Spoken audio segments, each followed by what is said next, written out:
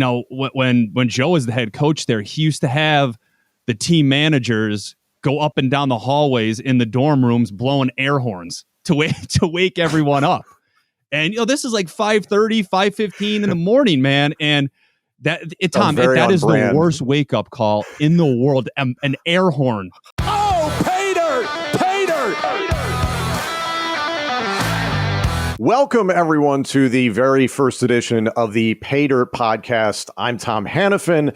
He's Matt McGloin. I am so excited about this. First of all, a huge thank you to the Believe Podcast Network for giving us this opportunity. We're really excited about this.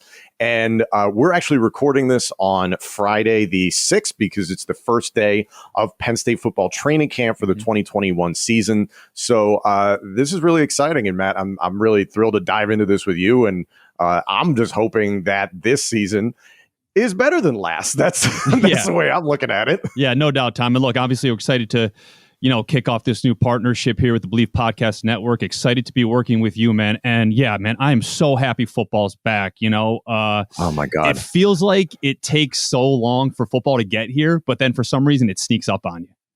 Right? Training camp kicks off. It's just, we had some football on, last night here with, Dallas and Pittsburgh, man. So it was good to just be able to sit on the couch and watch football, man. It was awesome.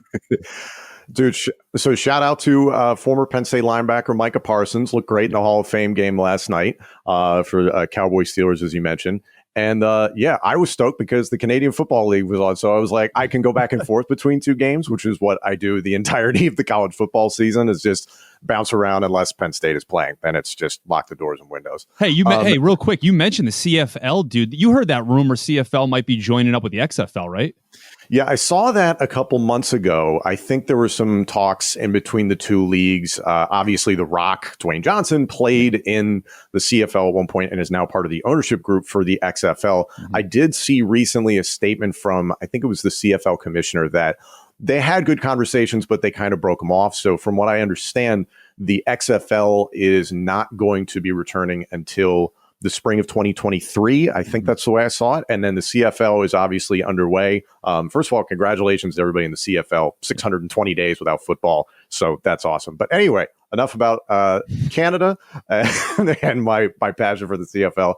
Let's talk about Penn State football. But more importantly, Matt, I want to dive into just kind of, for people who are joining this podcast that don't know your story as former Penn State quarterback, NFL quarterback, XFL quarterback, kind of walk us through a little bit your time in State College. Oh, man. Well, this is the time, Tom, where you make your name known at whatever college it may be, Penn State, Ohio State, Michigan, Florida, wherever it may be.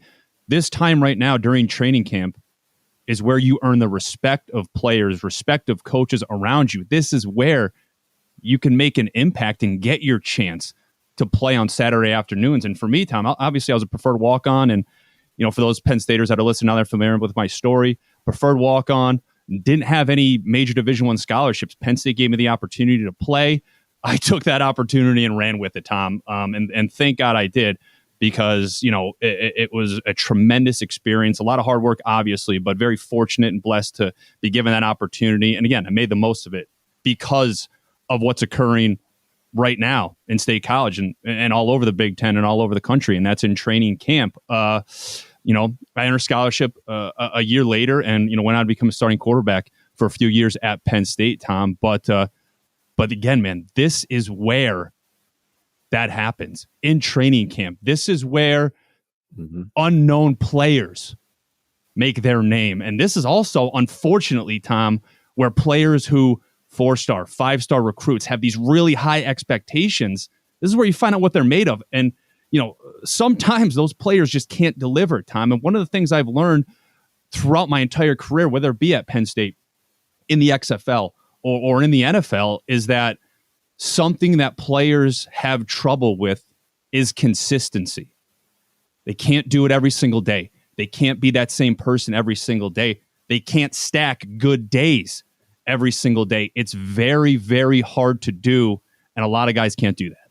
Yeah, and if there's anybody who knows about hard work in that respect when it comes to training camp and just period, it's you. You're being very modest. You were the first walk-on to be a starting quarterback at Penn State. That is no small feat. You were also you earned the trust of Joe Paterno to be the starting quarterback when Coach Paterno was still the head coach of the program. And then obviously you were a part of, in my opinion, two of the most important seasons in the history of the program. Obviously, controversy abound, but you were forward facing along with some of your teammates like Michael Maudie and Zordich come to mind as guys who had to take that on, and then also were part of the group that stayed. And it's something you and I talked about on a podcast that you used to have, but it meant so much to us as me, a student who graduated a year before you, and then was obviously a fan dating all the way back to the times when I was a kid. And I saw LeVar Arrington play against Antoine Randall L playing quarterback for Indiana. If you remember that, the black helmets, it was wild. But it was so important to us as fans because there were players that transferred. And there were players that stayed that kind of what you mentioned. There was like, okay, some guys were big recruits, et cetera. But you literally started from the bottom. You were somebody who walked on, you earned your spot, and you broke a lot of records as a quarterback. And then to your eternal credit, went undrafted in the NFL, and you had plenty of success with the Oakland Raiders. And I was a big fan of yours, obviously, when you were in school. And then to see what you did with the Raiders was spectacular. You bounced around to a couple of the teams, and then when you got to the XFL, that's actually how you and I kind of started talking in the first place. Yeah, you're right. Yeah, I think you reached out, about how big of a fan you were going to be of the XFL. And I said the Guardians should send you some gear. I don't know if they did or not, but it never happened. It never happened. If they didn't, man, I have a T-shirt and a hat for you, the XFL Guardians. It might be worth something now. Yeah. Who knows now that the league is no longer around? Yeah, and I can't wait for it to come back. And just for people, again, who don't know anything about me or Matt, I used to work for WWE for about 9 years as a broadcaster. So at the time, the powers that were running the XFL were also the powers that were running WWE. So I was very, very excited about the XFL. I was somebody who was interacting with the people that were actually making these things happen and learning about what they were doing, some of the new things they were implementing. So I was really excited. And then to see McGloin being the guy in New York, I was like, this is super cool. So you and I started talking, and then got to hop on your podcast. And then you and I have kind of had our shared experiences in that, like, I remember texting you during the Ohio State Penn State game last year. And the two of us, like, and that's not a pleasant memory for a lot of Penn State fans, but us just kind of going back and forth. And that was that last season, as you look back on it now, what do you take away from the 2020 season? Well, I try not to look back at it, right? I try not to. No, I mean, really, because look, everything about football is moving forward, right? Last week is last week. The previous game is the previous game. I understand last year was difficult on everybody. It really was. So if I'm Penn State, you have to look past that. You have to put that in the rearview mirror and move forward and expect to do great things this year. Here's where I struggle a little bit with thinking how, great Penn State can be this year, or how, we talked a little bit about, during the week, Tom, about these preseason rankings and Penn State being ranked. I mean, to be honest with you, I don't know if they deserve to be, nationally ranked right now. I mean, expectations are always high, right? As former Penn Staters and as fans right now, we expect to win every single year. We expect to be in the Big Ten championship picture. We expect to be in the national spotlight with the Alabamas, the Clemsons, the Ohio States, the Michigans, whoever else, is at the top of the food chain there. Penn State should be there. We expect them to be there. But what I struggle with, Tom, is that offensively, this is now your third different coordinator in the past 3 years for your quarterback in Sean Clifford. That's not easy to do. Again, I said it earlier. I understand last year was difficult. You're not on the field. You're not getting all those reps that are necessary to understand and learn an offense. You're not communicating with your offensive coordinator and quarterback coach last year on a daily basis because you're meeting over a computer. I get it. That's very difficult. But now you bring in a completely new offensive coordinator and a guy named Mike Yurcich, who I think Mike Yurcich is a fantastic head coach. A fantastic offensive coordinator. I think he'll be a great head coach one day. But to ask your quarterback and your offense to learn a completely new system again in such a short period of time is very difficult, Tom. And I say that because I know from experience when learning a complex offense like Bill O'Brien's in 2012, how difficult it was for us to just get comfortable with that. I mean, we lost the first 2 games of the season in 2012. We didn't hit our stride until midseason with that offense, Tom. I remember the days early on, I'm standing in front of a mirror with note cards in my hand, just, reading plays off just so I can go in the huddle and say the play. It's hard, man. Just spitting out the verbiage, spitting out different terms and different verbiages. And, it takes time, man. It really does. So I think Penn State has their work cut out for them. But again, we talked a little bit about training camp at the start of the podcast. That's when everything like that happens. That's when all those details get ironed out, and you really, really find what you're good at. So this is important for Penn State right now. They really need to dial in and focus this training camp and find what they're good at and stick to that early in the season, especially in those first 3 weeks. Yeah, and we're going to dive into some of the position battles that are absolutely going on starting today and will be going on for the next handful of weeks, because there's a lot of positions where you have an idea of who might be the starter, or the starter solidified, or nothing is really solidified, and it's kind of an open competition. So we're going to dive into that at a handful of positions later on here on the show. But I do want to ask you, what are some of your fondest memories or just more interesting memories of training camps past? Because as you mentioned, you were not the dude who was like 5-star recruit, we got to roll out the red carpet for him. Like, you had to earn everything from day one. So what are some of your memories? Oh, man. Well, obviously, when I think of training camp, I'm getting nervous already because we're talking about training camp. I'm getting that feeling in my stomach like I have to go out and practice twice today or go to meetings and lift all day. But I remember when Joe was the head coach there, he used to have the team managers go up and down the hallways in the dorm rooms blowing air horns to wake everyone up. And this is like 5:30, 5:15 in the morning, man. And that is the worst wake up call in the world. An air horn being blown throughout the entire dorm room floor, man. And when you wake up and your eyes open and you know what lies ahead of you for that training camp day, man, it's a tough feeling, man. Go ahead.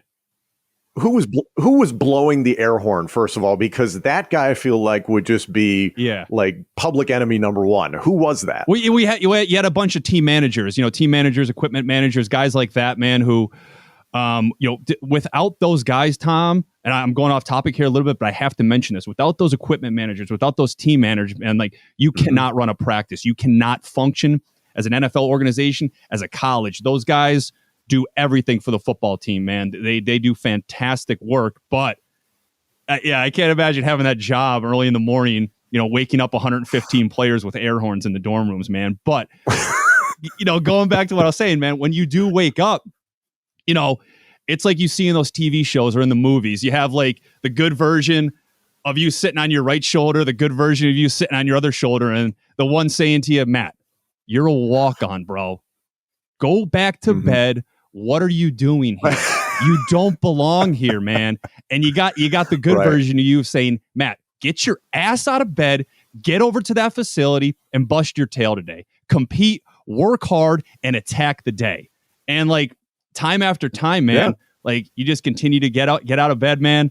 Take one step forward, walk into the facility and work hard day in and day out. You earn those days off, man. And that's what I talked about earlier with that consistency. If you're somebody that can do that day in and day out, be consistent, work hard, you're going to have a chance.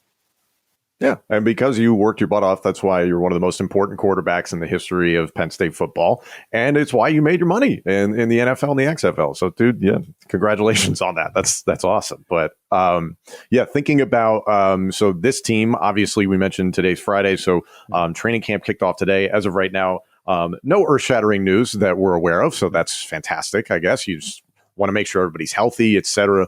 You talked about kind of the mindset going into these camps, but it's also that mental grind of, you mentioned two-a-days, you mentioned the heat, you mentioned being around your teammates and a lot of competition. What do you think James Franklin is trying to cultivate specifically at this training camp? Before we continue on with this episode of Paydirt, I need to tell you folks about today's sponsor, which is BetOnline. If you're into online sports betting, BetOnline is where you should go to win money today.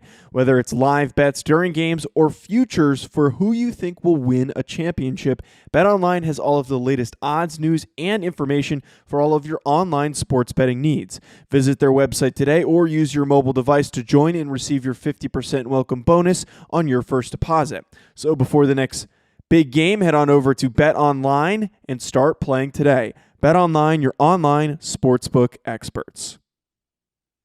Again, I think they're trying to find what they're good at, especially offensively.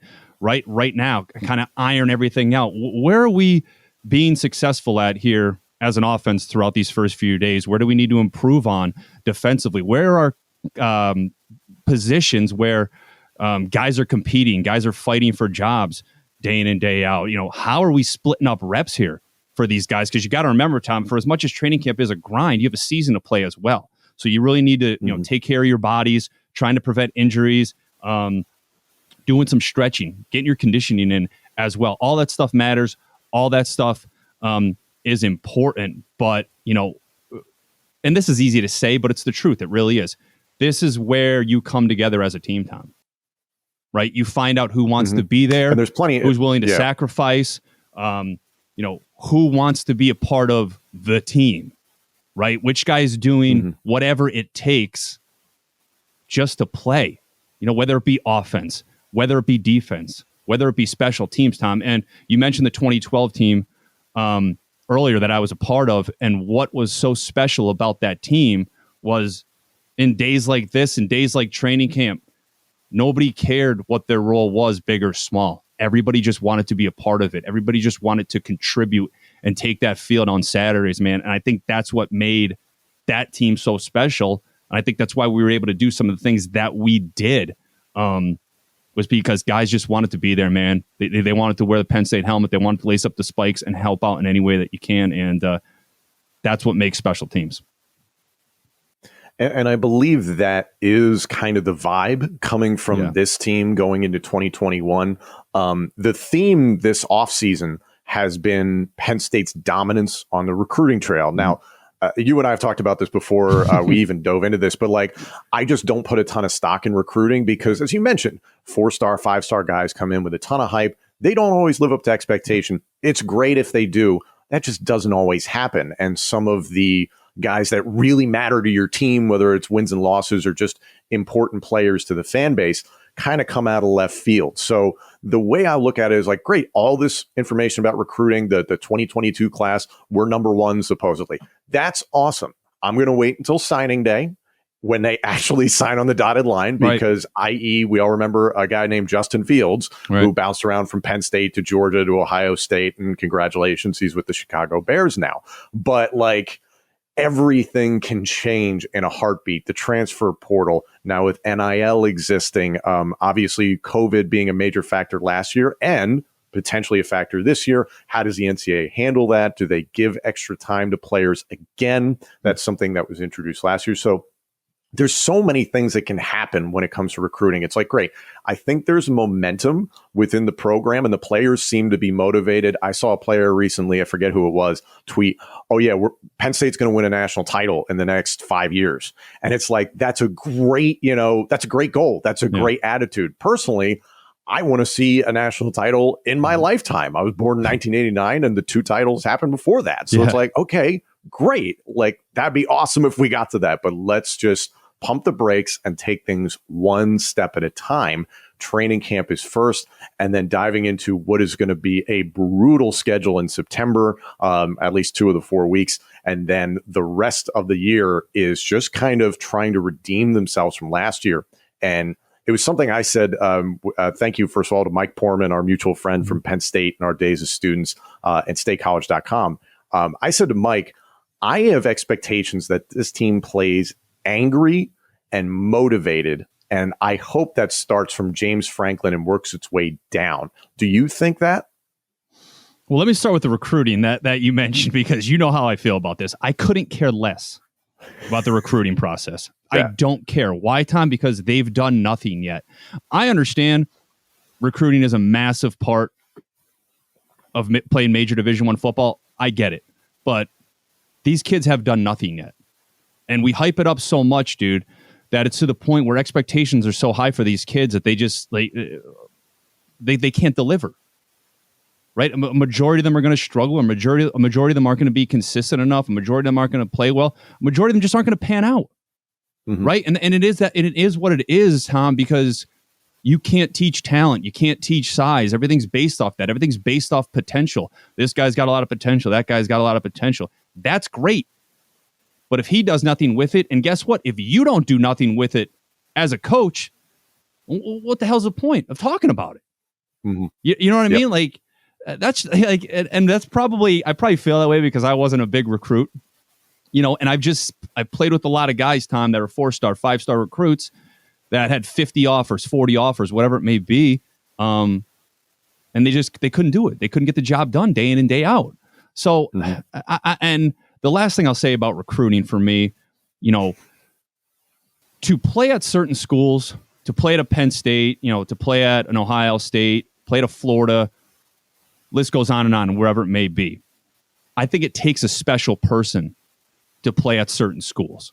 And for me, it takes a special athlete to play at Penn State. Not everybody can play for Penn State, right? And, I think anymore these days, it's just about getting the best possible talent that you can possibly get and saying, okay, great, we'll make somebody, or we'll make, something out of this kid. We'll make him into a great player, Tom. And a lot of times it doesn't work, right? Give me a great football player and a good athlete over a great athlete, and just a good football player, right? I want football players. Yeah. I want Penn State type football players who are loyal to the program, who are going to grind, who are going to work hard each and every day, who are going to be good teammates. That's what I would want throughout a recruiting process, and that's who I would want to bring into my university. In terms of playing angry, man, like, do I think they're looking back on last year and trying to,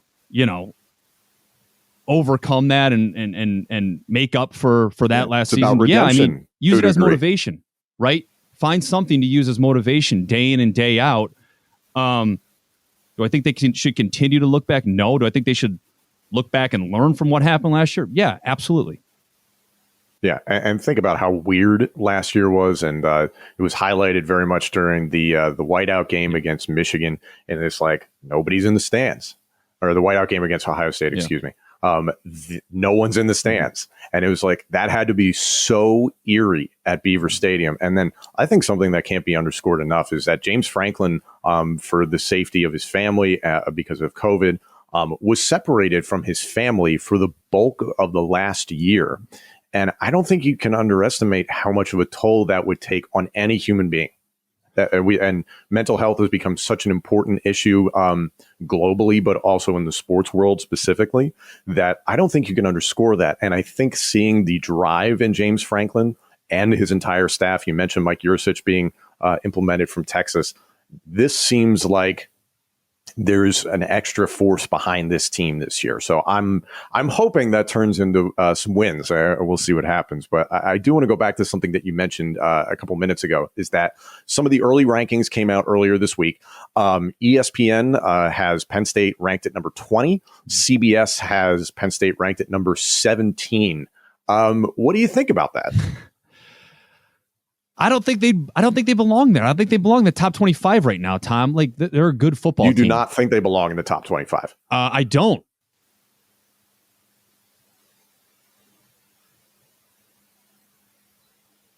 I don't think they belong in the top 25 right now. They're a good football team, right? And judging off of what happened last year and the way that season went for them, it'd be hard for me to put them in that position. I understand there's talent everywhere. Offense, defense, there's talent everywhere, man, but that doesn't matter if you can't put it all together. And again, I talked about earlier, and I go back to it. New offensive system, new offensive coordinator and quarterback coach, right?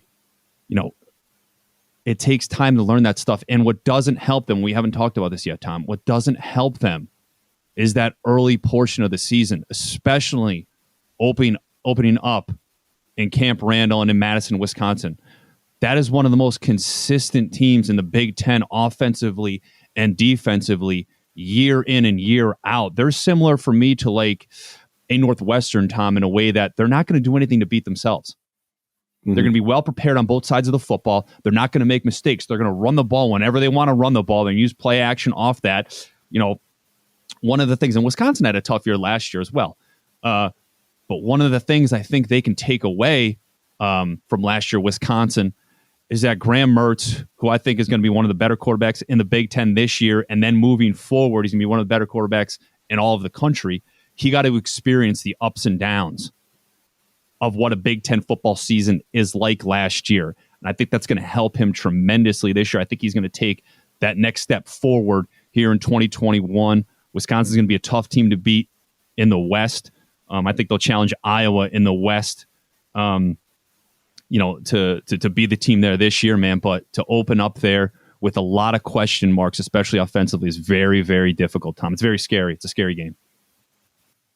Yeah, and Wisconsin only played a fraction of their season due to a myriad of COVID issues. So hopefully for the sake of the health and safety of their program and their people, that they do get to play a full year and enjoy all that. And then Graham Mertz is maybe the first Wisconsin quarterback, maybe since Russell Wilson, that you really feel like, oh, this guy's a game changer. I think Wisconsin is often kind of, they have the game manager at quarterback and guys who rarely make mistakes, to their eternal credit. But Graham Mertz feels like a guy that if he were to really show out, could he jump into the Heisman conversation this year? I don't know. Maybe next year. You have to see how things play out. But anyway, we'll dive into the schedule as we get closer and closer to September. Obviously, training camp is just getting underway. And looking at some of the different positions, I want to get into those in a moment. But who are a handful of players that you're especially looking at this August as who's an up-and-comer for the Nittany Lions? Yeah, right. What I think is huge, you look at defensively, Tariq Castro-Fields is such a veteran presence on that football team defensively, especially in the secondary, man. And having him back for another year is huge for this team. But you look, who's going to play opposite him, right? Who's going to play that other cornerback position? Seems like it's going to be Joey Porter Jr., who has a ton of talent, man. And one of the things I always give Penn State credit for, especially defensively, is that they do such a good job of getting all those guys reps, right? Throughout a season, throughout a game, throughout a year. And Porter's played a lot of football, so I think he can be, the next big cornerback at Penn State. I think he can do some pretty good things for Penn State this fall. And, I want to just touch on the running back position here real quick, Tom. Top to bottom down the list. I mean, how deep is the Penn State running back room this year with, Noah Cain, Devin Ford, transfer John Lovett, Kevon Lee, Keziah Holmes. Man, I mean, any one of these guys can be starters, right? So, I mean, if I'm sitting here now, Tom, we're talking about what's the game plan here for week one, and I know I'm looking weeks down the road, man. I'm relying heavily on that run game, and I'm relying on that depth just to get comfortable, just to get going, because the talent's all over the place there, man. They just got to use them properly. What's gonna be tough though, man, is keeping those guys happy, right? Transfer portals, things like that. Guys wanting carries, guys wanting reps.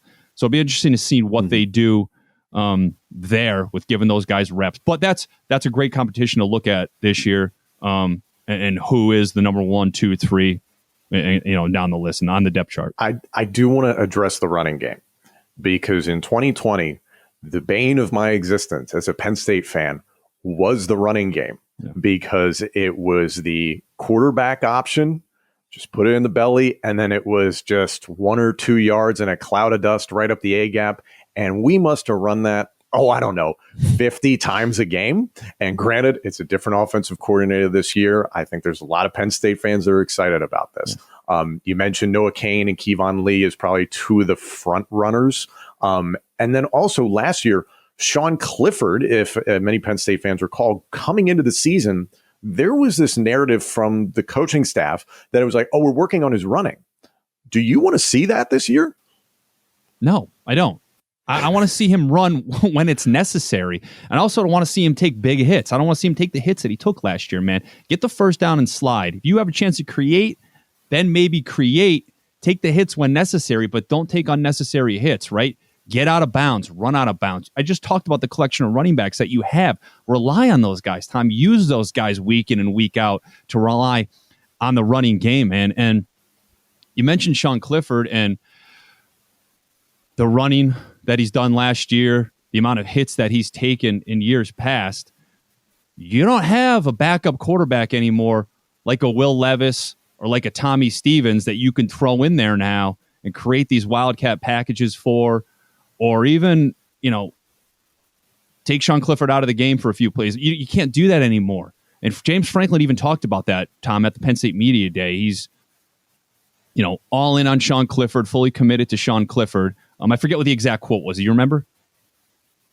No, I did not see it, but I think they're definitely committed to him because, frankly, looking at the guys behind him, it's Christian Veilleux, who is the freshman from Canada that people are excited about, which is great. And then Taquan Roberson, or Robertson, however you pronounce it, forgive me. But, there's a lot of questions about, okay, it's not necessarily a quarterback controversy or anything. There's not one guy that jumps out as like, oh, they're going to push Sean this year. Is this going to be the Sean Clifford of 2019 when he was pounding around with KJ Hamler and everything seemed like it was right as rain? And a lot of people saw that nice following from the Trace McSorley era right into the Sean Clifford era. It felt really clean into 2019. And he was a guy that was at one point being considered maybe the best quarterback in the Big Ten. Yeah. Last year, things went completely sideways. So do they change that up this year and get him back to throwing the ball? Because, again, you and I texted during the Ohio State game. I don't need to revisit how bad of a game that was for Penn State, but you were convinced, and I remember your quote exactly, he can throw the ball. That's just not the plan right now.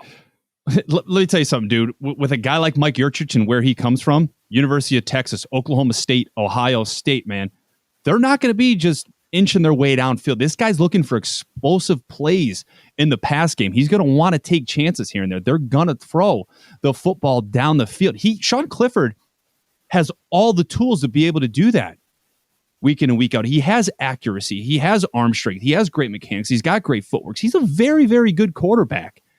You know what I mean? You have to give him the answers to the test before he takes the field. That's your job as a coach, to do that week in and week out. Don't send him out there and make him be uncomfortable. Don't make him second guess himself. And that's what we saw a lot last year from him. It just looked like he was unsure, right? I don't want to see that this year from the Penn State offense. I don't want to see that, from Sean Clifford. So again, Mike Yurcich, James Franklin, they need to prepare this kid to play well every single week because guess what, Tommy, as you talked about, there is no one behind him. James Franklin talked about being fully committed and invested and all in on Sean Clifford. You better be. Because you don't have a Will Levis or Tommy Stevens behind him. There's nothing behind him. You can't pull him out one week and put somebody else in this week. This isn't the year to experiment. This is the year to win. Well, see, I'm excited, man. I'm excited talking about it. And you talk about some of the people that...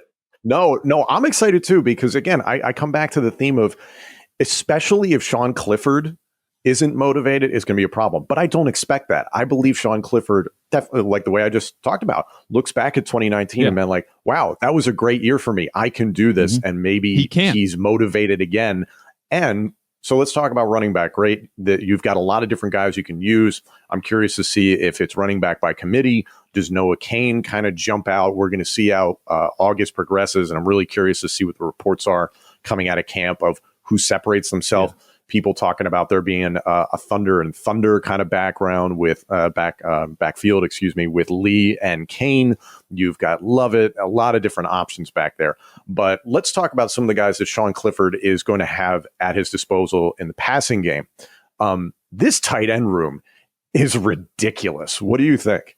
Yeah, I mean, somebody's going to need to step up to replace Freiermuth, right? It's going to have to be somebody in that room. You need a number 3 guy somewhere, whether it's at the tight end position or at the wide receiver position. Tom, who's going to step up?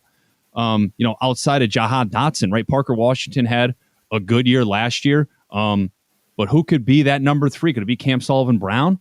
Could it be Daniel George? 2 guys that have a ton of talent, ton of potential, but really haven't done much when given the opportunity. Somebody needs to step up, man. And again, we're talking about training camp here right now. Obviously, training camp kicks off today.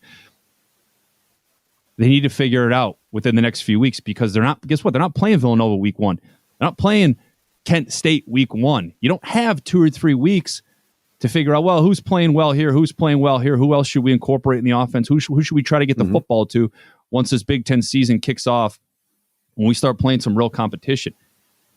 You don't have that. You don't have the luxury. Yeah, let's not forget week 3, we host Auburn, FYI. Yeah, so just a heads up. And again, Ball State week 2 is a tough game. That's a good football team, right? So you don't have the luxury of waiting to see who shows up on game day and then deciding from there.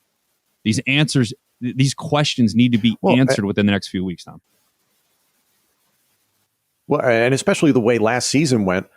I'm somebody who watched the Maryland game and was like, we should beat Maryland. And then Talia Tagovailoa beat the brakes off us.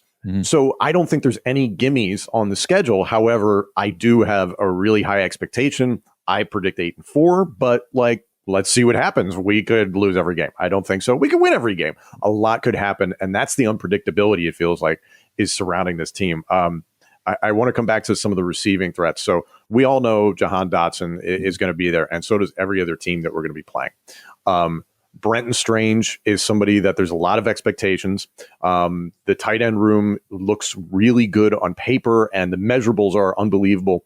What Theo Johnson has put up in terms of combine-esque numbers, I think he ran a 4.51, and he's 6'5", 250 pounds, as is Brenton Strange, as is Tyler Warren.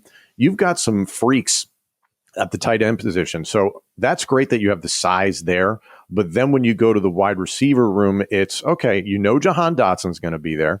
And then Parker Washington is going to be an excellent slot receiver. So that's an interesting combination. So who's that third and fourth guy? Is it the law firm of Sullivan Brown and Lambert Smith? Is it somebody else we aren't expecting? Because there's not a ton of size in the wide receiver core. Yeah, I mean, you're right, Tom. Well, look, I don't know who it is. I really don't. And I guess that's okay, right? Because what did I talk about at the start of the show? Right, guys you expect a real training camp to step up. Sometimes they can't do it, and guys you don't expect to step up, they sometimes do. And we need to give this guy a chance. We got to start giving him more reps, give him more opportunities to go catch the football, incorporate him in the offense here a little bit more, and go make plays for us. And Tom, this is something that Penn State has now dealt with for a few years. Who is the number 3 guy on the wide receiver spot? Who's the number 4 guy that can go up and make plays? It hasn't been there. They haven't had one. This is the time to find one. They're going to need it this year. Look, everybody in the Big Ten, everybody in the nation knows about Jahan Dotson. They're going to do everything they can, roll coverage to him, double teams, things like that to try to take him out of the offense and force you to go somewhere else with the football. I expect Mike Yurchis to use motion with Jahan Dotson. Full motion, short motion, things like that. Put him at the Z, put him at the X, put him in the slot, right? Put him all over the offense. Try to get him the ball in different spots of the field. We'll see is all I can say, man. Yeah, no, it feels that way. And then that we'll see kind of thought process, when you look at the defense, it feels even more so in that respect. And again, there's talent all over the field. I'm really excited about the potential of so many guys, but the defensive line is something that you look at. Okay, you've got guys like Mustapher, Tangelo, who came from Duke, Ebiketie, who was a transfer from Temple, some guys that are going to come in that you have some expectations for, and you hope that they step up in the places that Shakatoni and Odafe Owe have left. Defensively, we talked about some of the corners. Jaquan Brisker is obviously going to be leading the defense. You and I talked about this yesterday. The linebacking core, you feel surprisingly good about. You don't feel like, oh my God, it's the greatest linebacking core ever assembled at linebacker U. But these guys across the board, Luketa, Brandon Smith, and Ellis Brooks, this is a solid unit. Great football players who've played a lot of football. As you mentioned, Jesse Luketa, Ellis Brooks, Brandon Smith, man. There's, the thing about Penn State football, as aside from the quarterback, who else gets the most recognition? I think it's the linebacker position, right? Linebacker U. Who is the next Dan Connor? Who is the next Paul Posluszny? The next Sean Lee? All these guys. Who's the next Mike Mauti? Everybody looks for that year in and year out, but you have 3 very good guys at linebacker position. Will, Mike, and Sam, man, they all play the position well. They're all good football players. So I think when you look at it, they make up for one tremendous football player. They really do. And I mean, that's the staple of the Penn State football defense is that linebacker position. I think those guys know that. They're tough. They're smart players. They play well together. That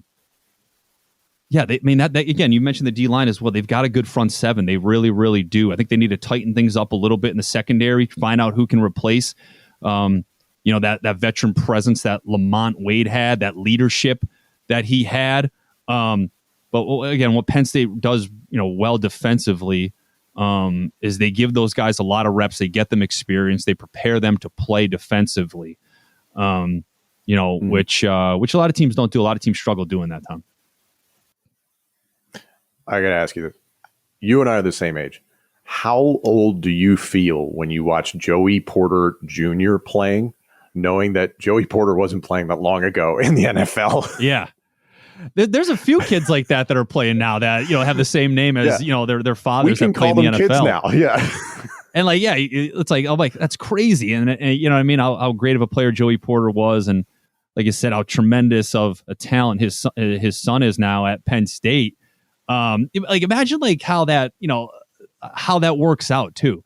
Your dad was this great football player and you've become now this monster, this great talent, at Penn State on the defensive side of the ball, man. It's cool in a way, man. I think it's cool. And it's cool because I have a son, you know what I mean? So right. I'm hoping, one day my son plays at, Penn State or somewhere. I think it'd be awesome.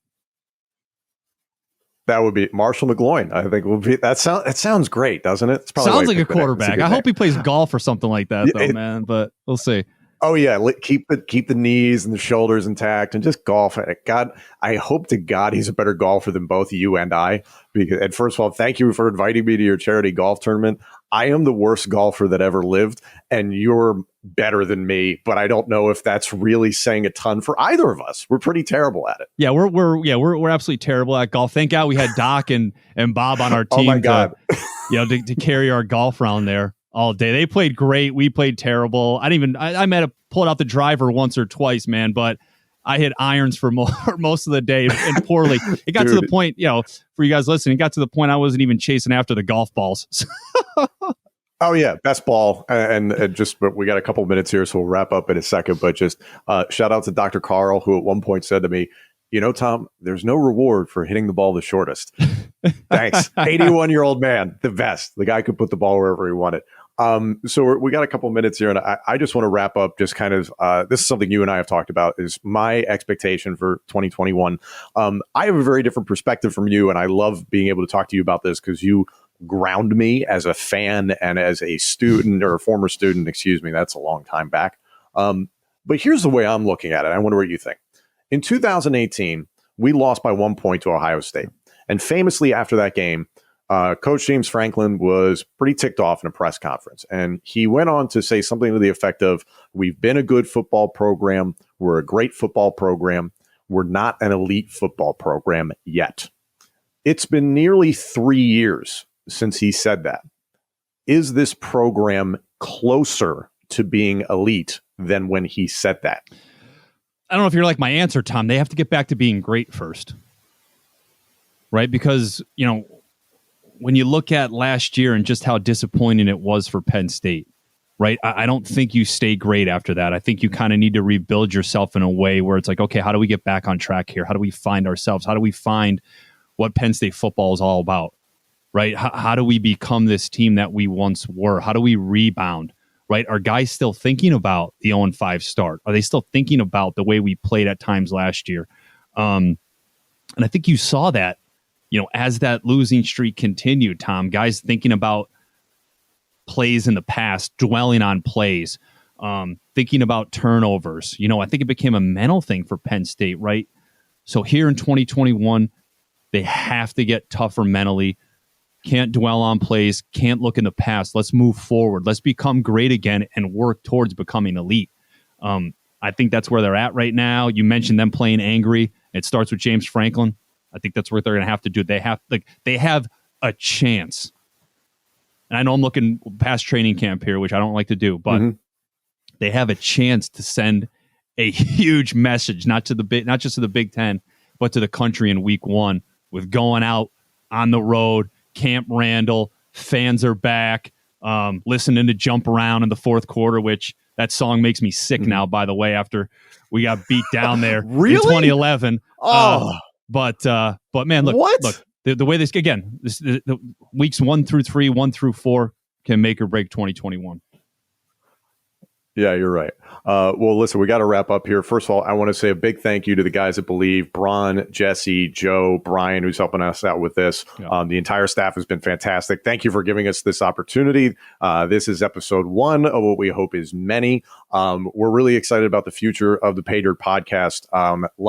Subscribe, comment, share it.